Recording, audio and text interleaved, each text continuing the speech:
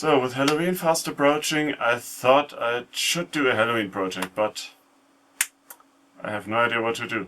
Have you read the news about this new brain slug parasite thing? I think they call it the Cerebral Kraken.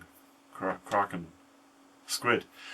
Anyway, that's a terrible thing. It moves along the ceiling, it makes no noise at all, and suddenly it drops down onto the head of the unsuspecting victim, and it latches its tentacles on it, and it goes like this and sucks the stuff. Brain. Sucks the brain through their ears or something, or makes them dumb, or I don't know, but it can't happen to me. I would notice if anything were crawling up on the ceiling.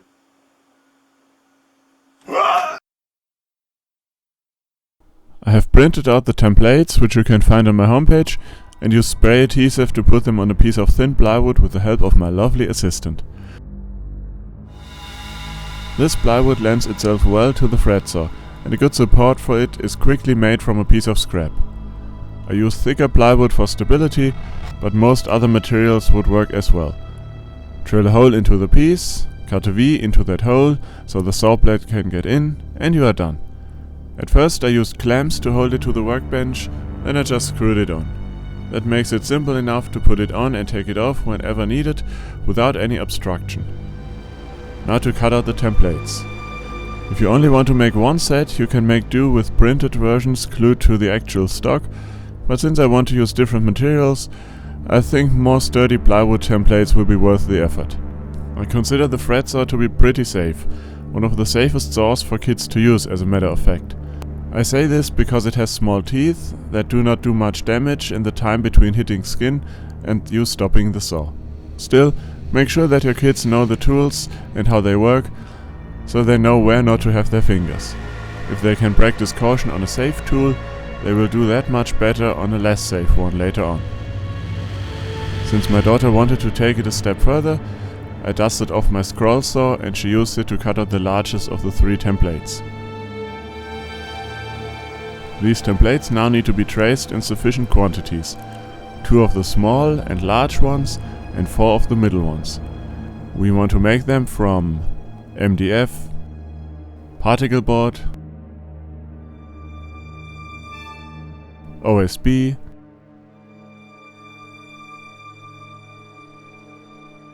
solid wood, and cheap plywood. Admittedly, I do most of the cutting on the bandsaw, mainly due to the amount of tentacles I need to cut.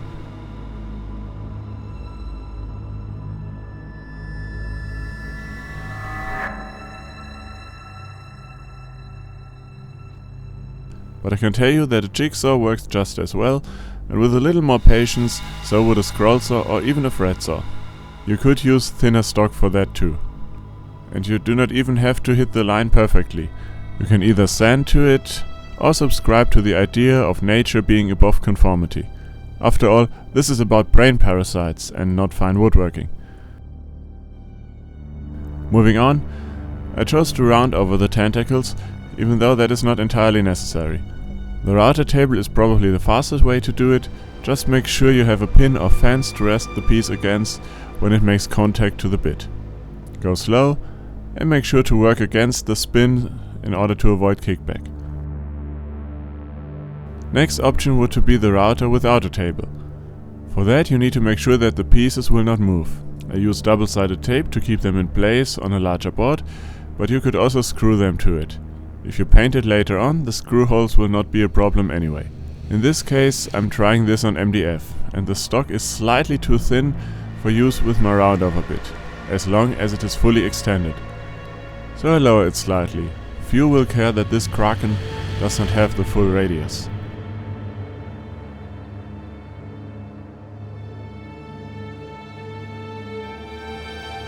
Of course, there's also the option to do this by hand.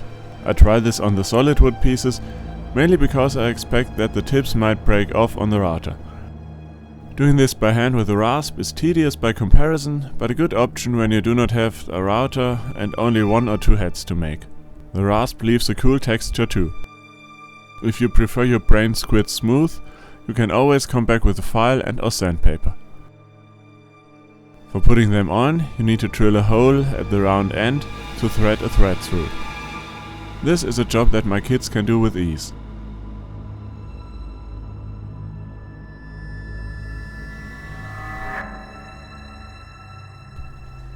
I also use a countersink bit to clean the holes.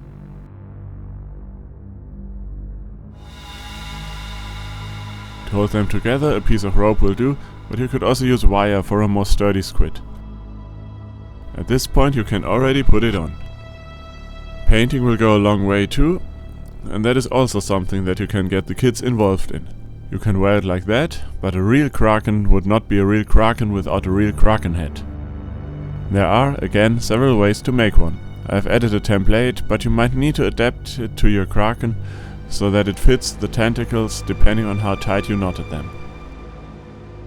Use your tentacles to measure where the holes should go, and then thread the head onto the overall design.